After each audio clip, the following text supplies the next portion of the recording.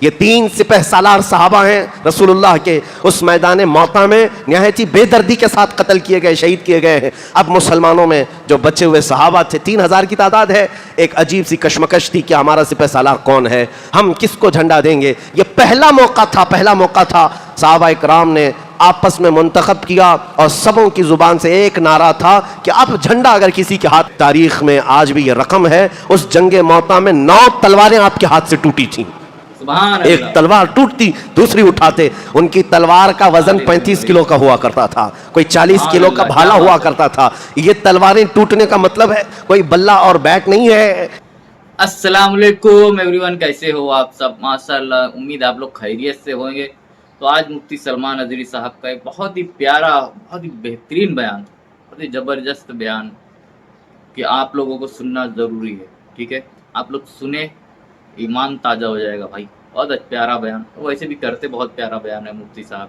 تو آئیے مفتی صاحب کا ایک بہت ہی پیارا بیان سنتے ہیں، اور بس آپ لوگوں سے یہی گزارش رہتا ہے بھائی کمنٹ کرا کرو، کمنٹ ضرور کیا کرو۔ کمنٹ نہیں کرتے آپ لوگ تو کمنٹ کرے، اس ویڈیو پہ بھی کمنٹ کرے کہ کیسا لگا کیسا نہیں، ٹھیک ہے؟ آئیے ویڈیو دیکھتے ہیں۔ عزیزان گرامی وقار، ایک لمبے عرصے کے بعد دوبارہ ہم جمعہ کا جو سلسلہ تھا سیرت مصطفیٰ صلی اللہ تعالیٰ علیہ وسلم کے عنوان سے، اس کو ہم آگے بڑھانے جا رہے ہیں۔ نبی کریم صلی اللہ تعالیٰ علیہ وسلم کی زندگی پاک سارے انسانوں کے لیے مشعل راہ ہے، ہدایت کا راستہ ہے۔ قرآن کہتا ہے کہ رسول اللہ کی زندگی میں تمہارے لیے بہترین نمونہ ہے۔ عمل کرنے کے لیے زندگی میں تمہارے لیے اگر کوئی آئیڈیل ہے تو میرے آقا صلی اللہ علیہ وسلم کی ذات پاک ہے۔ اسی لیے سیرت کا سننا اور پڑھنا ہر مسلمان کے لیے ضروری ہے۔ جب مسلمان اپنے نبی کی زندگی سے واقف ہوگا تب ان کی زندگی پر چل سکے گا۔ جب جانتا ہی نہیں ہے اور حضور پاک صلی اللہ علیہ وسلم کا نام صرف نعروں میں استعمال کرتا ہے اور صرف محبت کے لیے زبانی استعمال کرتا ہے تو پھر وہ عملی زندگی میں عمل نہیں کر سکتا۔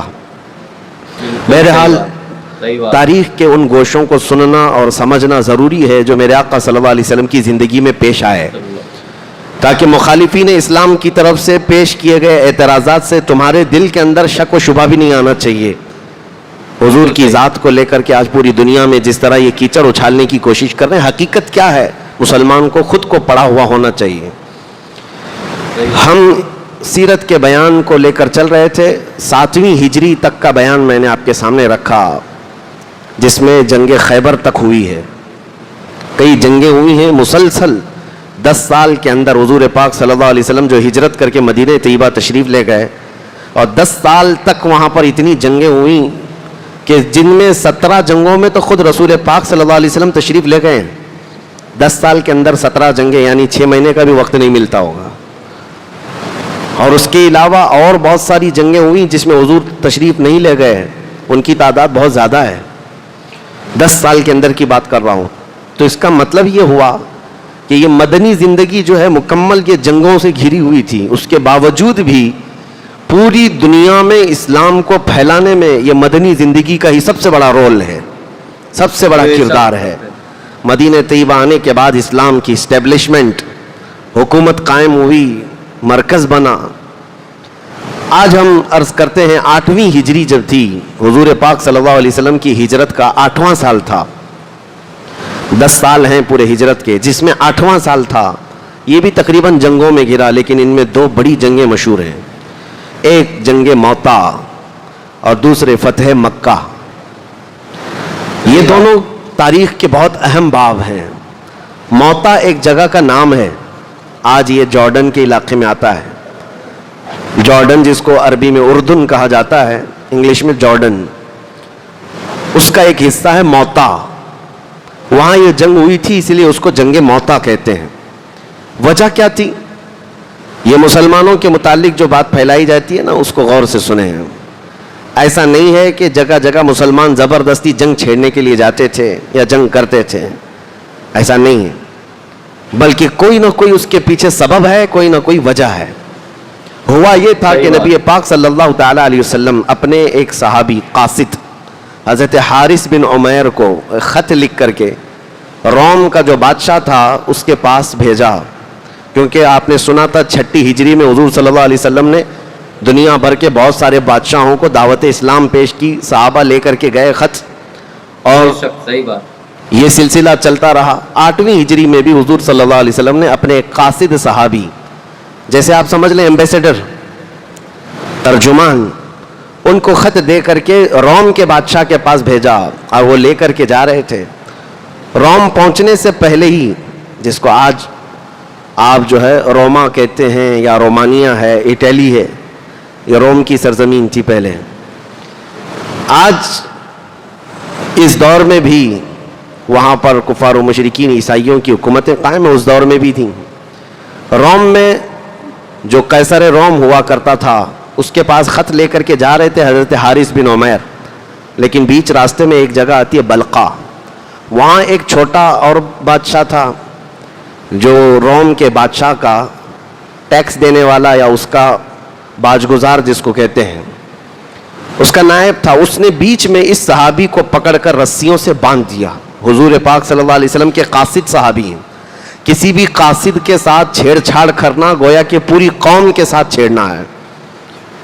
مثال کے طور پر اگر ہمارے ملک کا ایمبیسیڈر کسی دوسری کنٹری میں ہے اور اس ایمبیسیڈر کو مارا گیا تو اس کا مطلب ہے پورے حکومت کو للکارا گیا ہے، کیونکہ وہ حکومت کی طرف سے نمائندہ ہوتا ہے۔ رسول پاک صلی اللہ علیہ وسلم کے صحابی کو اس بلقا کے بادشاہ نے رسیوں میں باندھا اور نہایت ہی بے دردی کے ساتھ اس صحابی کا قتل کیا۔ بیچ راستے میں وہ قتل ہو گئے ہیں حضرت حارث بن عمیر۔ اس دردناک واقعے کی خبر جب مدینہ طیبہ پہنچی، نبی پاک صلی اللہ تعالی علیہ وسلم کو بہت غم ہوا، لیکن اب یہاں پر کرنے کا کیا معاملہ تھا؟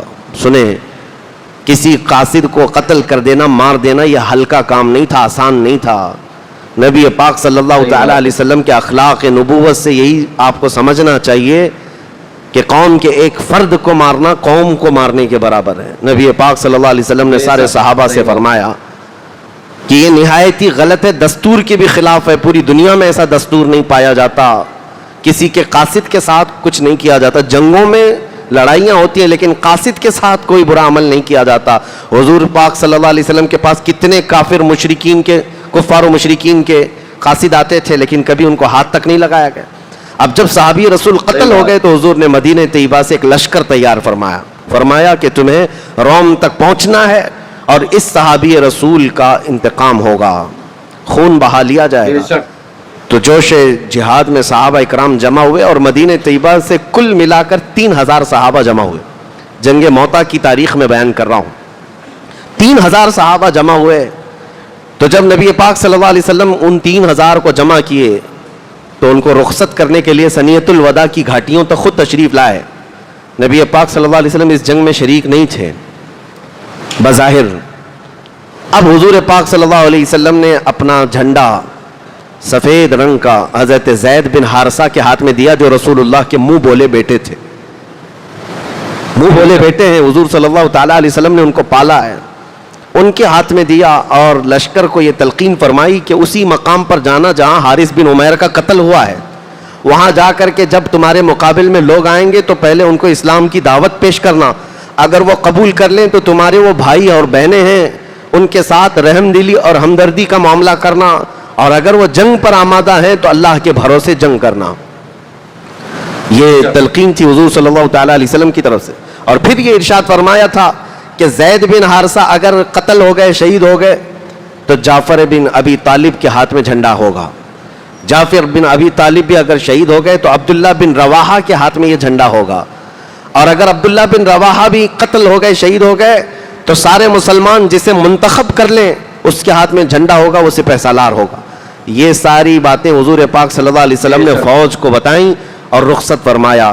جب یہ لشکر مدینے سے جا رہا تھا تو ایک عجیب سا منظر تھا، مدینہ طیبہ کے بچے جوان سب باہر آئے تھے اور سارے مسلمان جو مدینے کے تھے ان کو جو رخصت کر رہے تھے، سبوں کے لب پر یہی تھا، خدا تمہیں سلامت لائے، خدا تمہیں سلامت لائے۔ یہ 3000 لشکریوں کا ایک جمع غفیر جو روم کی طرف نکلا تھا، 3000 سپاہیوں کا لشکر جب روم کی طرف نکلا تو مقام بلقا ابھی آیا نہیں تھا جہاں پر حضرت حارث بن عمیر کی شہادت ہوئی، لیکن اچانک انہوں نے دیکھا کہ روم کا بادشاہ خود فوج اتنی بڑی لے کر کے ان کے مقابل میں آ گیا ہے. وہ فوج چھوٹی موٹی نہیں بلکہ 1 لاکھ کی فوج لے کر کے آ گیا. ادھر 3000 صحابہ تھے رسول اللہ کے, اور ان کے پورے خیال میں یہ نہیں تھا کہ اتنی بڑی فوج سامنے آنے والی ہے. اور جب روم کا وہ بادشاہ 1 لاکھ کی فوج لے کر چل پڑا تو حضرت زید بن حارثہ کو یہ خبر دی گئی جو سپہ سالار تھے. تو لشکر میں یہ بات پھیل گئی تو سارے لوگ جمع ہوئے اور ایک جگہ پر پڑاؤ کر لیا اور کہا ہم اس واقعے کی خبر رسول اللہ صلی اللہ علیہ وسلم تک پہنچاتے ہیں, مدینہ طیبہ وہاں سے جو خبر آئے گی اس پر عمل کرتے ہیں. لیکن حضرت عبداللہ بن رواحہ ایک ایسے صحابی ہیں, انہوں نے آگے بڑھ کر کے کہا اللہ کے رسول نے ہمیں بھیج دیا ہے, رسول اللہ نے اپنا جھنڈا ہمارے ہاتھ میں دے کر کے بھیجا ہے. اے زید بن حارثہ, ہمارا مقصد نہ فتح حاصل کرنا ہے, ہمارا مقصد نہ مال غنیمت حاصل کرنا ہے, ہمارا مقصد تو شہادت حاصل کرنا ہے. وہ تو اس طرح سے بھی ہو جائے گی, شہادت ہے مطلوب و مقصود مومن, نہ مال غنیمت نہ کشور کشائی. حضرت عبداللہ بن رواحہ کی تقریر سے جتنے صحابہ تھے سب کے سب تیار ہوئے اور کہا 1 لاکھ کیا اس سے زیادہ بھی آنے دیں, ہم یہاں سے اب پیچھے کی طرف واپس نہ جائیں گے. وہ کیسا مضبوط ایمان تھا, جن 3000 صحابہ کی بات کر رہا ہوں. جنگ موتا میں صرف 3000 صحابہ ہیں اور 1 لاکھ کی فوج آ رہی ہے. مقابلہ ہو سکتا ہے, کتنے گنا زیادہ ہے, کمپیریزن ہو ہی نہیں سکتا. اب یہ صحابہ اکرام آگے بڑھتے گئے, اچانک وہ فوج آ گئی 1 لاکھ کی فوج. اب جب ان کا آمنا سامنا ہوا, ایک میدان جہاں موتا کا علاقہ ہے وہاں پر یہ لوگ رک گئے. عزیزان گرامی وقار, اب اس میں صحابہ اکرام کی جواں مردی دیکھنے کا منظر ہے.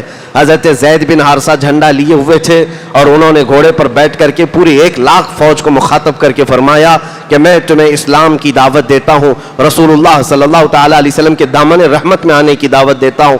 ان میں سے کسی کافر نے قبول نہیں کیا بلکہ تیروں سے اور تلواروں سے جواب دیا. جب وہاں سے تیر برسنے لگے, حضرت زید بن حارثہ نے کہا کہ اب ان کے ساتھ جنگ کی شروعات ہوگی جیسے میرے آقا نے حکم فرمایا. یہ اتنے ہی صحابہ تھے اور رن ٹوٹ پڑا, یعنی پورے جنگ کا میدان گھماسان کا. یہ صحابہ اپنے گھوڑوں سے اتر کر پیادہ چلنے لگے اور ان فوج کے اتنے بڑے ٹکڑیوں میں داخل ہونے لگے. صحابہ کے اندر وہ جوش تھا. جب ظاہر سی بات ہے جس کو شہادت ہی حاصل کرنا ہو, جسے اللہ کا قرب ہی حاصل کرنا ہو, جان بچانے کی فکر ہی نہ ہو, تو پھر ان کو کوئی طاقت روک بھی نہیں سکتی. یہ رسول اللہ صلی اللہ علیہ وسلم کے پروانے ایسے ٹوٹ پڑے کہ اس فوج میں پہلے تو ایسی کہ زرق برق وردیاں تھیں, وہ ہتھیاروں سے لیس فوج تھی, روم کی بڑی مضبوط فوج. حضرت زید بن حارثہ جیسے ہی آگے گئے, ان کو نہایت ہی بے دردی کے ساتھ رومی فوج نے قتل کر ڈالا. حضرت زید بن حارثہ یہ رسول اللہ صلی اللہ علیہ وسلم کے منہ بولے بیٹے ہیں, وہ میدان جنگ میں شہید ہو گئے. اتنا تیروں سے برچھیوں سے انہیں زخمی کر دیا گیا تھا کہ وہ اٹھ نہ سکے, اور ان کے گرنے سے پہلے ہی حضرت جعفر بن ابی طالب اپنے ہاتھ میں جھنڈا لے لی. یہ جعفر بن ابی طالب کون ہے؟ یہ مولا علی کرم اللہ وجہہ الکریم کے سگے بھائی ہیں, حیدر کرار کے بھائی ہیں, رسول اللہ صلی اللہ تعالیٰ علیہ وسلم کے چچیرے بھائی ہیں. انہوں نے ہاتھ میں جھنڈا لے لیا اور آگے بڑھتے رہے, اور جیسے ہی انہوں نے ایک نعرہ دیا اپنی فوج میں اور جوش آیا. حضرت جعفر طیار آگے بڑھے ہی تھے کہ رومی فوجیوں نے حضرت جعفر بن ابی طالب کو بیچ میں سے ایسا کاٹ دیا کہ ان کا جسم آدھا آدھا ہو گیا. حضرت جعفر بن ابی طالب 2 ٹکڑوں میں شہید ہو گئے, اور اس سے پہلے ان کے اوپر اتنے تیر مارے گئے تھے کہ صحابہ کہتے ہیں, بخاری شریف کی حدیث ہے, جب حضرت جعفر بن ابی طالب کی لاش زمین پر گری تھی تو ہم نے ان کے جسم کو اٹھایا اور گنا تھا تو ٹوٹل 90 زخم ان کے جسم میں موجود تھے. 90 تیر لگے ہوئے تھے. 90 تیر لگنے کے بعد ان کے دونوں ہاتھ کاٹ دیے گئے تھے. حضرت جعفر کے دونوں ہاتھ کاٹ دیے گئے تھے کیونکہ انہوں نے جھنڈا سنبھالا ہوا تھا, علم سنبھالا ہوا تھا. جھنڈا گر جانے کا مطلب ہے کہ مسلمانوں کا وقار, ان کی عزت گر گئی. لیکن حضرت جعفر بن ابی طالب نے جب ایک ہاتھ کاٹا گیا تو بائیں ہاتھ سے جھنڈا سنبھالا, دوسرا ہاتھ کاٹا گیا تو آپ نے منہ میں جھنڈے کو پکڑا تھا, اور فوراً ہی حضرت عبداللہ بن رواحہ نے جھنڈا تھام لیا جب حضرت جعفر بن ابی طالب کی لاش زمین پر آ گری. 2 صحابہ شہید ہوئے جو سپہ سالار تھے, تیسرے عبداللہ بن رواحہ تھے. یہ جنگ اتنی گھماسان کی ہے, اس کو بیان کرنا بہت آسان نہیں ہے. جنگ موتا ہے, ایک طرف 1 لاکھ کی دندناتی ہوئی فوج اور دوسری طرف 3000 صحابہ جو چل کر کے مدینے سے اتنی دور آئے ہیں. جارڈن کا علاقہ 1000 کلومیٹر سے زیادہ کا فاصلہ ہے مدینہ طیبہ سے. जॉर्डन जंग मौता जहां हुई है, हजरत अब्दुल्ला बिन रवाहा जैसी मैदान में उतरे, उनके सगे भाई हैं मैदान में, वो कहते हैं हमें मालूम था कि इस फौज में खाने पीने की भी किल्लत ऐसी थी कि आज मेरे भाई अब्दुल्ला बिन रवाहा झंडा तो उठाए हैं लेकिन पिछले 2 दिनों से इनकी हलक में एक लुकमा भी नहीं गया है। उन्होंने भुने हुए गोश्त का एक टुकड़ा अपने पास संभाला हुआ था, वो हजरत अब्दुल्ला बिन रवाहा के पास आए, कहा आप झंडा उठाए हैं, बड़ी जिम्मेदारी है, थोड़ा कुछ खा ले। हजरत अब्दुल्ला बिन रवाहा अभी खाने के लिए मुंह में लगाए थे कि तीर इतने आपके ऊपर आ गए कि आपका मुंह पूरा छलनी छलनी हो गया, चेहरा भी। उठ पड़े और फौज को लेकर के आगे निकल पड़े, ज्यादा देर तक आगे न जा सके, हजरत अब्दुल्ला बिन रवाहा भी मैदान में शहीद कर दिए गए। ये 3 सिपह सालार सहाबा हैं रसूलुल्लाह के, उस मैदान मौता में निहायत ही बेदर्दी के साथ कत्ल किए गए, शहीद किए गए हैं। अब मुसलमानों में जो बचे हुए सहाबा थे 3000 की तादाद है, एक अजीब सी कशमकश थी कि हमारा सिपह सालार कौन है, हम किसको झंडा देंगे। ये पहला मौका था सहाबा इकराम ने आपस में मुंतखब किया और सबों की जुबान से एक नारा था कि आप झंडा अगर किसी के हाथ में देंगे तो वो खालिद बिन वलीद के हाथ में होगा। ये सैफुल्लाहिल मसलूल हजरत खालिद बिन वलीद के हाथ में झंडा आया और उसके बाद हजरत खालिद बिन वलीद जब मैदान में उतरे हैं, तारीख में आज भी ये रकम है, उस जंगे मौता में 9 तलवारें आपके हाथ से टूटी थी। एक तलवार टूटती दूसरी उठाते, उनकी तलवार का वजन 35 किलो का हुआ करता था, कोई 40 किलो का भाला हुआ करता था। ये तलवारें टूटने का मतलब है कोई बल्ला और बैट नहीं है, तलवारें। हजरत खालिद बिन वलीद के हाथ से 9 तलवारें टूटी और ऐन दोपहर के वक्त हजरत खालिद बिन वलीद, उनकी जो जंगी महारत थी, उनको जो जंग के नक्शे मालूम थे, इस एतबार से 3000 सहाबा को ऐसे बिखेर दिया कि 1 लाख रूमी फौजी मेरे आका सल्लल्लाहु अलैहि वसल्लम की इन परवानों का मुकाबला न कर सके, वो मैदान से पीछे हटने लग गए। तारीख में ईसाइयों ने लिखा है, हमने पहली मर्तबा ऐसी तारीख पढ़ी है कि 1 लाख की फौज मैदान से पीछे आने में ही आफियत समझ रही है, इसलिए कि हजरत खालिद बिन वलीद ने सिर्फ 3000 सहाबा को ऐसे टुकड़ियों में बांट करके रखा था मुकाबले के लिए कि वो 1 लाख का जत्था भी उनका मुकाबला करने से आजिज आ गया था। शाम से पहले ये रूमी फौजियों के बादशाह की तरफ से ऐलान हुआ कि मैदान खाली कर दिया जाए, पीछे हट जाए, इसलिए कि कत्ल ज्यादा हो सकता है। हजरत खालिद बिन वलीद के हाथ में यह अलम आने के बाद जानते हैं शाम से पहले ये जंग मौता को आपने फतह कर लिया और 3000 सहाबा को सही सलामत वापस मैदान से निकाल लिया। इस पूरी जंग में हैरत की बात यह है, 1 लाख रूमी फौजियों ने मिल करके जो रसूलुल्लाह सल्लल्लाहु अलैहि वसल्लम के चहेते सहाबा को कत्ल भी किया है, तो टोटल तादाद 12 सहाबा की थी। 12 सहाबा कत्ल हुए थे, शहीद हुए थे, जिनके मज़ारात आज भी जंगे मौता में है। 1 लाख फौज ने मिलकर के 3000 पर हमला किया है, लेकिन शहीद कितने हुए? सिर्फ 12 लोग हुए। लेकिन हजरत खालिद बिन वलीद के हाथों से ही 1 नहीं 2 नहीं 70 से ज्यादा मारे गए हैं रूमी, और कई लोग कत्ल हुए इन मुसलमानों के हाथ से। ये अल्लाह की मदद नहीं है तो और क्या है, ये रब्बुल आलमीन की तरफ से नुसरत नहीं है तो और क्या है। ये जंग खत्म होने के करीब थी। अब यहाँ पर एक अजीब बात मैं आपको बताऊं, जिस दिन जंग हो रही है रसूल पाक सल्लल्लाहु ताला अलैहि वसल्लम मदीने तैयबा में मौजूद हैं। इस हदीस को बुखारी शरीफ में बयान किया गया है। नबी करीम सल्लल्लाहु ताला अलैहि वसल्लम मदीने तैयबा में सहाबा के सामने बैठे थे और अचानक आपकी आंखों से आंसू आए। हुजूर से सहाबा ने पूछा कि या रसूल अल्लाह क्या मसला है? हुजूर फरमा रहे हैं मैं यहीं से जंगे मौता को मुलाहिजा कर रहा हूँ, मदीने में बैठकर जंगे मौता को मुलाहिजा कर रहा हूँ। हुजूर पाक सल्लल्लाहु ताला अलैहि वसल्लम फरमाते हैं मेरा ज़ैद बिन हारिसा शहीद हो गया है, उसे रूमियों ने कत्ल कर डाला है। अब झंडा जाफर बिन अबी तालिब के हाथ में है। थोड़ी देर के बाद हुजूर सल्लल्लाहु अलैहि वसल्लम मदीने तैयबा में बैठकर फरमाते हैं अब झंडा जाफर बिन अबी तालिब के हाथ से भी निकल गया, काफिरों ने उनके जिस्म के 2 टुकड़े कर दिए हैं, अब्दुल्ला बिन रवाहा ने झंडा संभाल लिया है। थोड़ी देर के बाद रसूल करीम सल्लल्लाहु ताला अलैहि वसल्लम बयान करते हुए इरशाद फरमाते हैं अब्दुल्ला बिन रवाहा भी शहीद हो गए। अब मुसलमानों को इख्तियार मैंने दिया था सहाबा को कि जिसे चाहो अपना अमीर मुंतखब कर लेना, सिपह सालार बना लेना।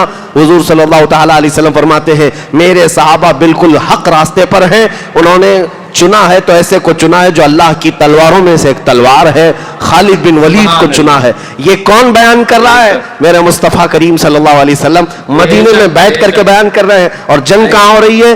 جنگ موتا جارڈن کے علاقے میں ہو رہی ہے۔ اب نبی پاک صلی اللہ تعالیٰ علیہ وسلم نے تھوڑی دیر کے بعد سارے صحابہ سے فرمایا، اٹھ کر کھڑے ہو کر کے مبارک ہو خالد بن ولید نے سارے صحابہ کو وہاں سے صحیح سلامت میدان سے باہر نکال لیا اور رومیوں کو ان کے میدان سے ان کے ملک واپس جانے پر مجبور کر دیا۔ یہ خالد بن ولید رضی اللہ تعالیٰ عنہ کی اسلام میں آنے کے بعد بڑی فتحوں میں سے پہلی فتح تھی، جس دن حضور صلی اللہ علیہ وسلم نے آپ کو سیف اللہ المسلول کہا تھا۔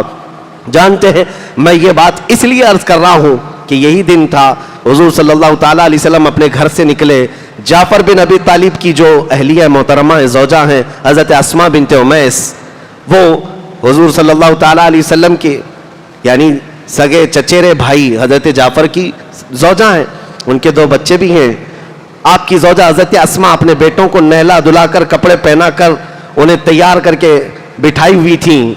یہ دن تھا، حضور صلی اللہ تعالیٰ علیہ وسلم گھر میں داخل ہوئے، حضرت اسماء سے کہا تمہارے دونوں بچوں کو لاؤ۔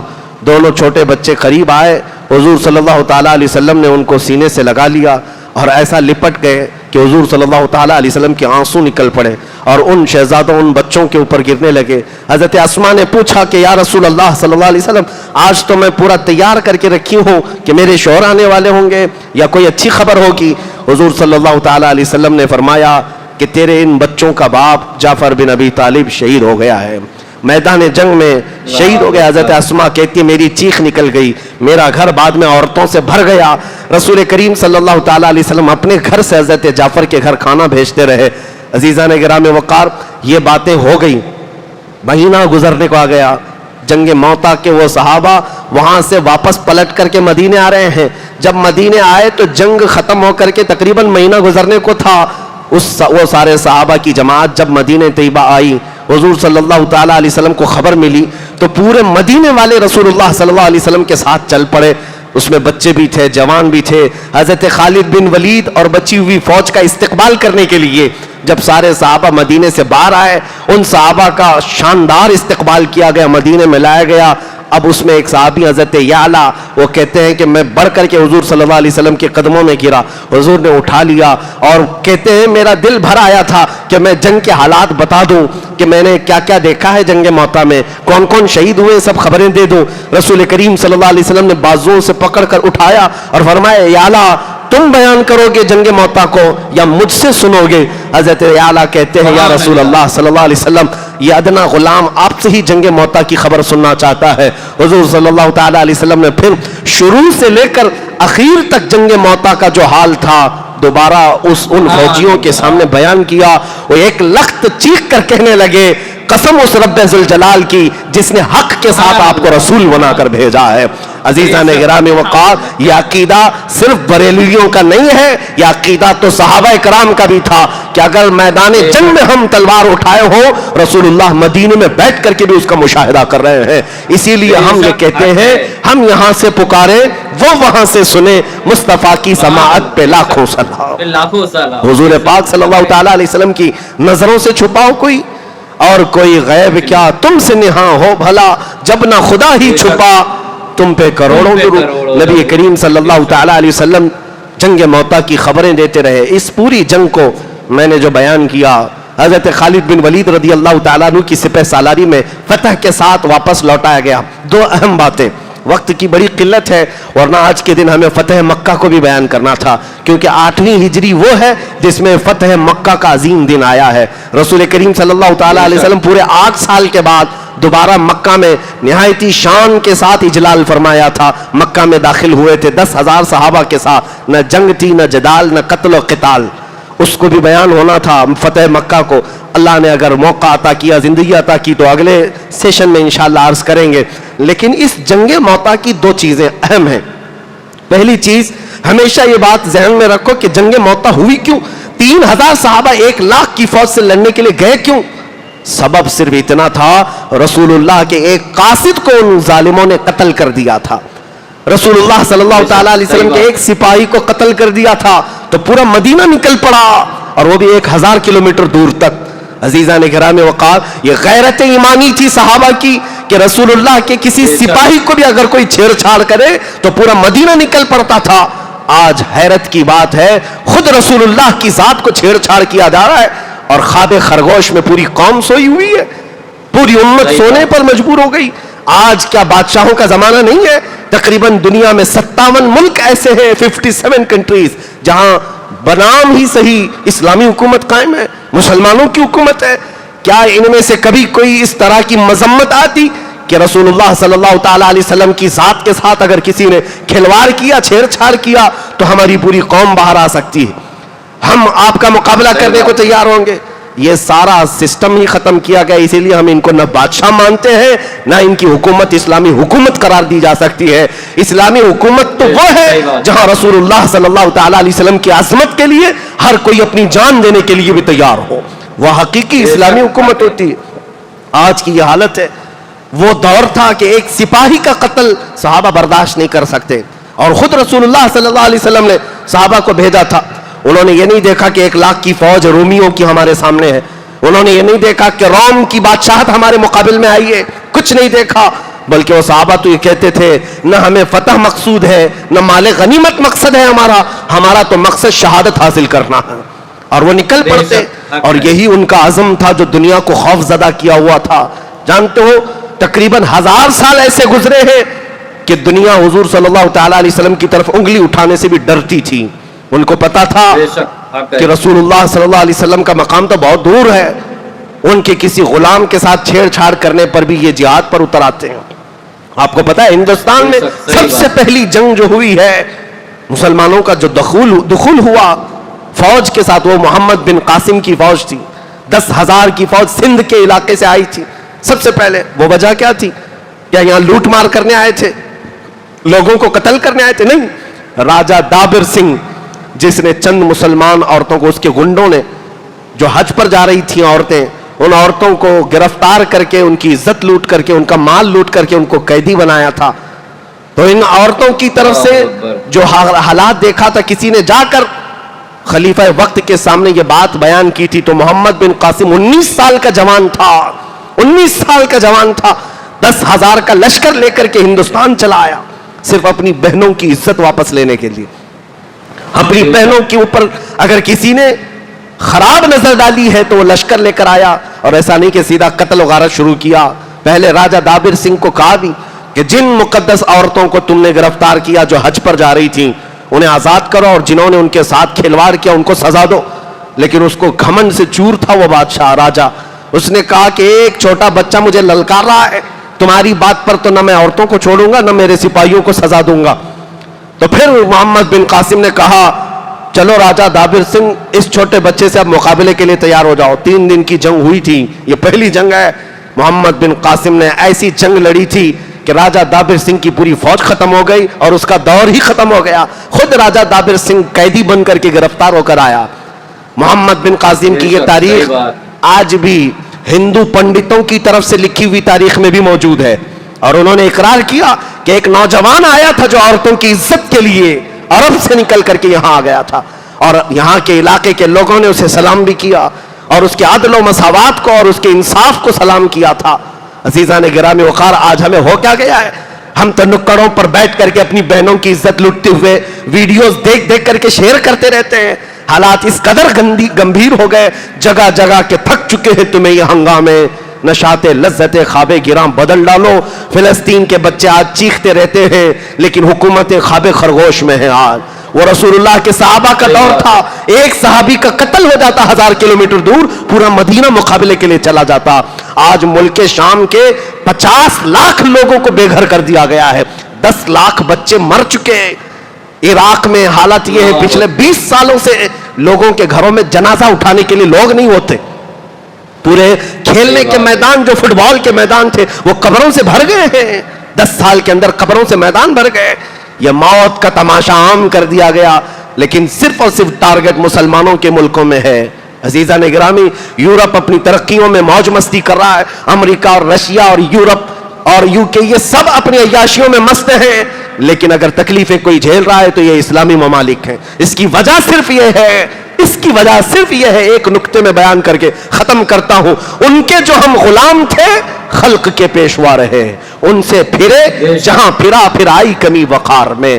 بات صرف اتنی ہے، جب تک تمہارے اندر جذبہ اور احساس تھا کہ ہم سب کی ڈور رسول اللہ کے قدموں سے بندھی ہے، تو تمہارے اندر ایمان بھی مضبوط تھا اور اللہ کی مدد بھی آتی تھی. آج بس اتنا ہی آرزو کرو کہ ہمیں سیرت مصطفیٰ سے یہ درس لینا ہے کہ پورے مومنین ایک جسم کی طرح ہیں. ایک عضو کو تکلیف ہو تو پورے جسم میں تکلیف ہونا چاہیے. اللہ کریم امت مسلمہ پر رحم فرمائے، میرے آقا کی امت پر اللہ کرم فرمائے، ہمارا کھویا ہوا وقار اور ہماری کھوئی ہوئی عزت ہمیں واپس عطا فرمائے. مولا کریم تیرے حبیب پاک کی اس بھولی بھالی امت کو غیب سے تو اصلاح کرنے والا قائد عطا فرما. ہماری جماعت میں صلاح الدین پیدا فرما، ہماری جماعت میں خالد بن ولید کا جانشین عطا فرما. تیرے حبیب پاک کے سچے فدائی اور شہدائی ہمیں عطا فرما. وآخر دعوانا ان الحمدللہ رب العالمین. السلام علیکم. ماشاءاللہ یار، بھائی کیا پیارا بیان کرتے ہیں یار، بہت دل ایک دم بھر جاتا ہے. ٹھیک ہے، لیکن آپ لوگوں کو بول بول کے میں تھک گیا ہوں کہ بھائی کمنٹ کرو کمنٹ کرو، کمنٹ نہیں کرتے ہو یار. اتنا پیارا بیان لاتا ہوں آپ لوگوں کے لیے، اتنا پیارا مفتی صاحب کتنا پیارا بیان کرتے ہیں، سبھی کو پتہ ہے، لیکن کمنٹ نہیں کرتے یار. کمنٹ کرو.